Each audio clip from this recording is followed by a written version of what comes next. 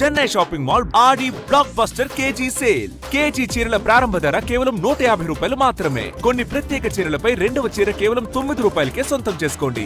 కరువు వేళ రాజకీయాలు మానుకుని రైతులను ఆదుకోవడమే కాంగ్రెస్ ప్రభుత్వ లక్ష్యమని రాష్ట్ర రెవెన్యూ శాఖ మంత్రి పొంగులేటి శ్రీనివాసరెడ్డి స్పష్టం చేశారు.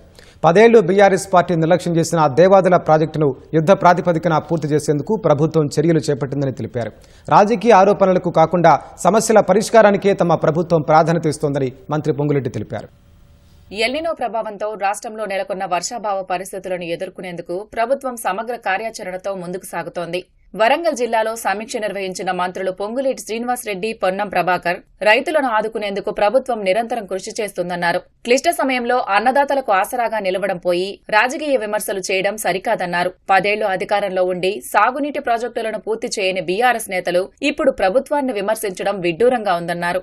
వర్షాభావ పరిస్థితులపై ఇటీవల జరిగిన మంత్రివర్గ సమావేశంలో ముఖ్యమంత్రి రేవంత్ రెడ్డి నేతృత్వంలో సుదీర్ఘంగా చర్చించి ఉమ్మడి జిల్లాల వారీగా తాగునీరు, సాగునీటి వినియోగంపై కార్యాచరణ రూపొందించామని వెల్లడించారు. ఈ అంశాలను రాష్ట్ర వ్యాప్తంగా అమలు చేసేందుకు మళ్లీ కేబినెట్లో చర్చిస్తామని మంత్రి తెలిపారు.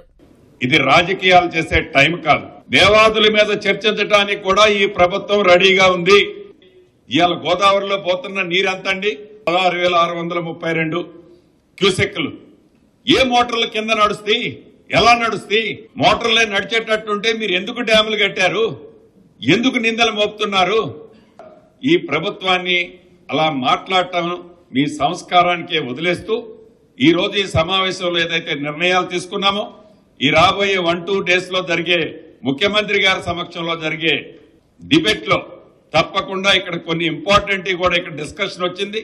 భవిష్యత్తులో ఈ వరంగల్ జిల్లాకే కాకుండా ఈ దేవాదులతో లింకప్ ఉన్న మిగతా జిల్లాలకి వాటర్ ఇచ్చే దాంట్లో చాలా ఇన్ డీటెయిల్ గా అనుభవజ్ఞులు ఇచ్చిన సూచనలు పరిగణనలోకి తీసుకుంటాం.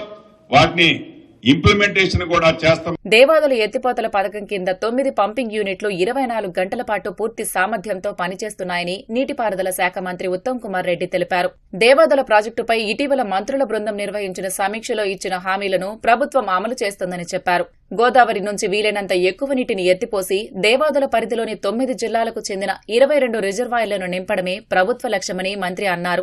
వర్షాభావ పరిస్థితులను దృష్టిలో పెట్టుకుని గరిష్ట సామర్థ్యంతో పంపులు నడపాలని ఇప్పటికే ఆదేశాలు ఇచ్చినట్లు పేర్కొన్నారు. ప్రతిపక్షాలు ప్రభుత్వం మీద విమర్శలు మాని ప్రజలకు ఉపయోగపడేలా ఎల్నినో పరిస్థితులపై అవగాహన కల్పించాలని మంత్రులు సూచించారు.